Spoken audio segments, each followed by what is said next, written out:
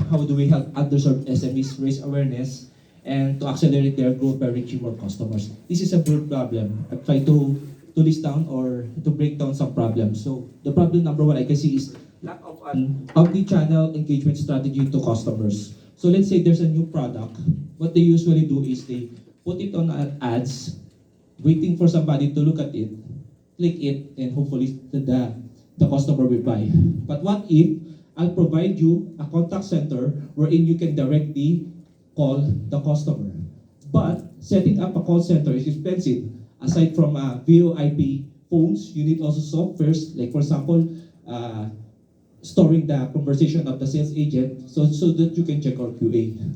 Next is, okay, so you're talking now to the customer. Do your sales agents know what product to offer? Do you know your customers? If a customer buys an lipstick, will you sell her shoes? Lastly, SMEs knows how to use email and SMS marketing or online marketing, but the problem is they're using unintegrated softwares. Like for example, if you're using email marketing, you're using MailChimp. If you're using SMS, you're gonna use Twilio. What happened is you're having an uncentralized customer data.